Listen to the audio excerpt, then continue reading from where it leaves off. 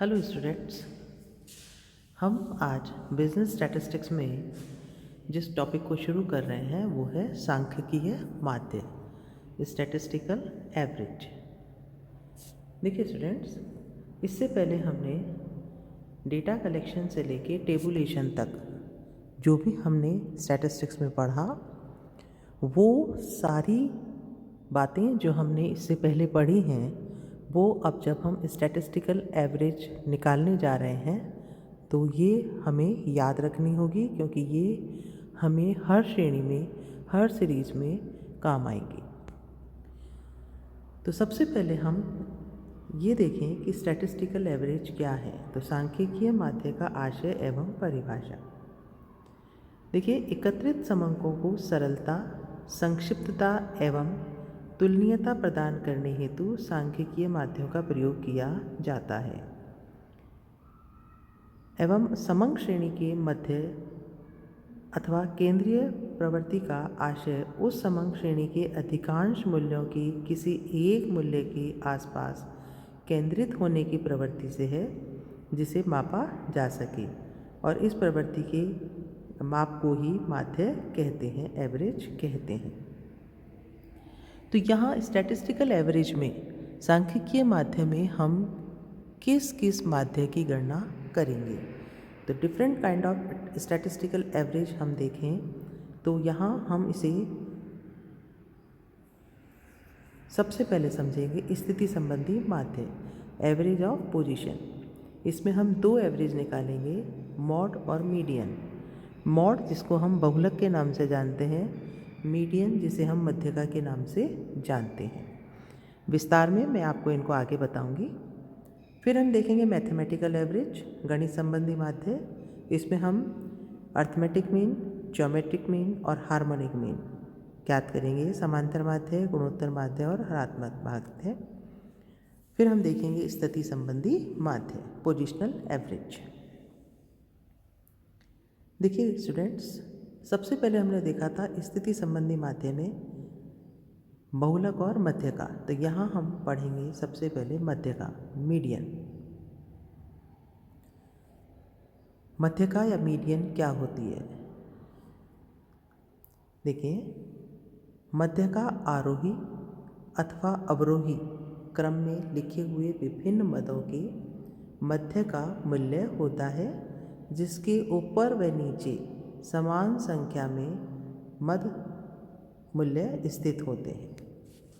देखिए स्टूडेंट्स, अगर हम इसको बहुत आसानी से या इसको बहुत सरल भाषा में यदि समझते हैं तो मध्य का क्या है कि जो भी समंक हमारे पास है, जो डेटा हमारे पास है, उन्हें आरोही या अवरोही क्रम में अरेंज करने पर, अनुविन्यसित करने पर हमारे पास जो डेटा आते हैं उसमें का केंद्रीय मूल्य, उनका मध्य मूल्य हमारा मध्यका कहलाता है। तो देखिए, हम मध्यका की जब गणना करने जाते हैं तो हमें किन किन बातों का ध्यान रखना चाहिए। तो कंप्यूटेशन ऑफ मीडियन में हम इस बात को देखेंगे। सबसे पहले मैंने आपको टेबुलेशन में तीन तरह की जब हमने क्लासिफिकेशन किया था तो मैंने आपको तीन तरह की सीरीज समझाई थी। तो सबसे पहले हम व्यक्तिगत श्रेणी में मध्यका की गणना करेंगे। तो व्यक्तिगत श्रेणी में जब मध्यका की गणना कर रहे हैं तो हमें किन किन बातों का ध्यान रखना होगा। सबसे पहले जो भी हमें समंक दिए गए हैं उन पदों को असेंडिंग और डिसेंडिंग ऑर्डर में हमें व्यवस्थित करना होगा। आरोही और अवरोही क्रम में हम उन्हें क्या करेंगे, व्यवस्थित करेंगे। उसके बाद हम क्या करेंगे, हम एक फॉर्मूला लगाएंगे मीडियन के लिए, साइज ऑफ मीडियन के लिए n+1 डिवाइडेड बाय 2, और जो आइटम हमारे पास आएगा उसको हम मध्यका की उससे गणना करते हैं।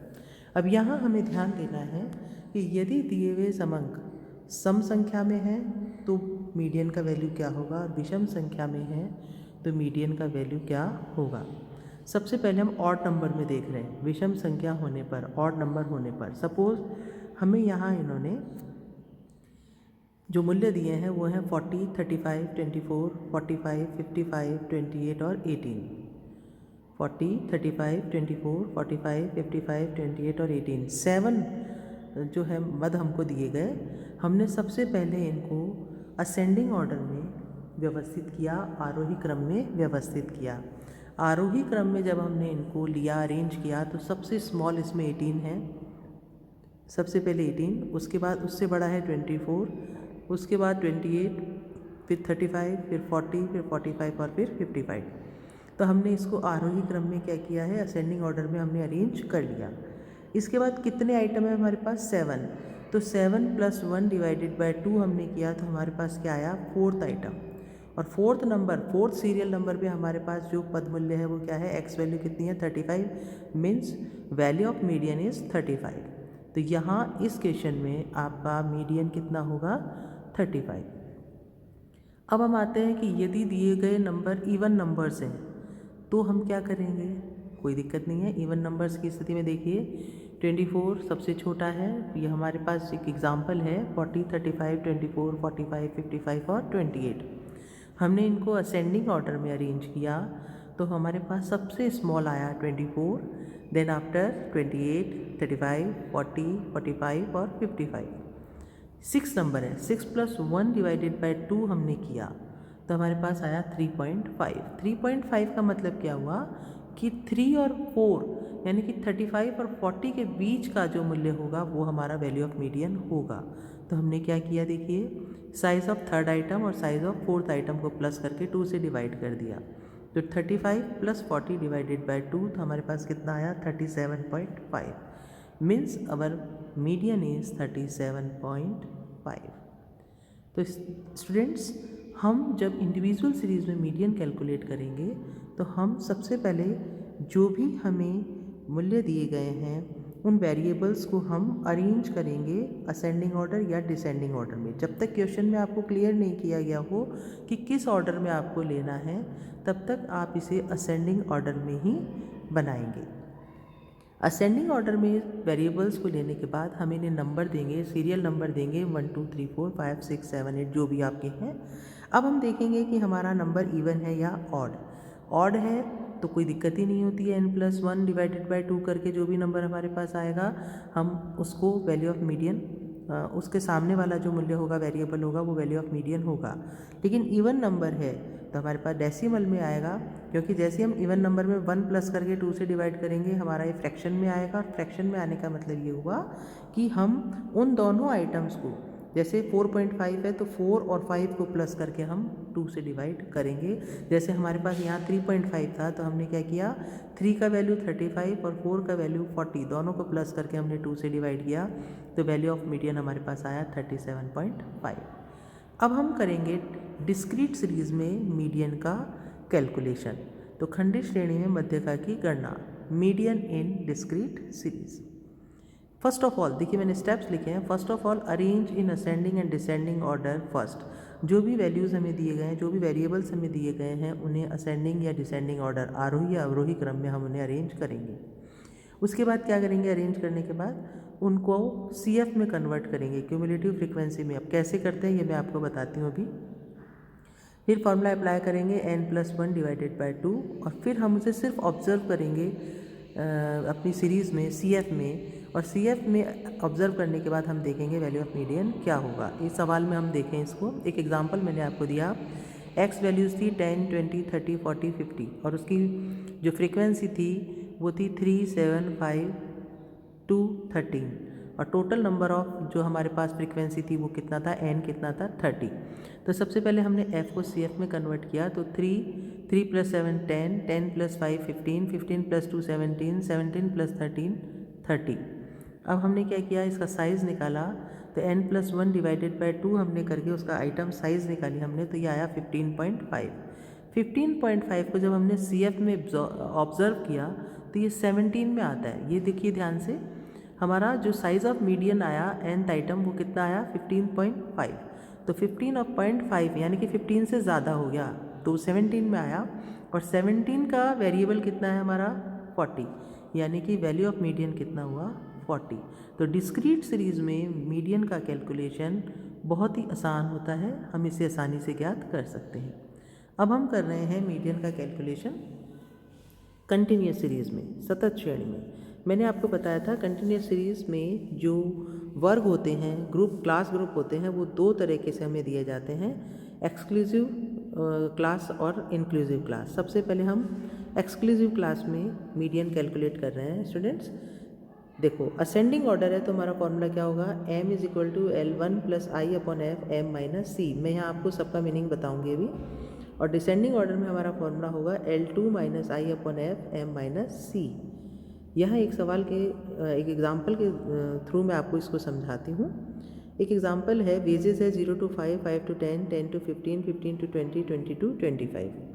और नंबर ऑफ़ एम्प्लॉयज़ हमें दिया गया है हर ग्रुप के लिए अलग अलग, 0 to 5 7, 5 to 10 4, 10 to 15 9, 15 to 20 17 और 20 to 25 13।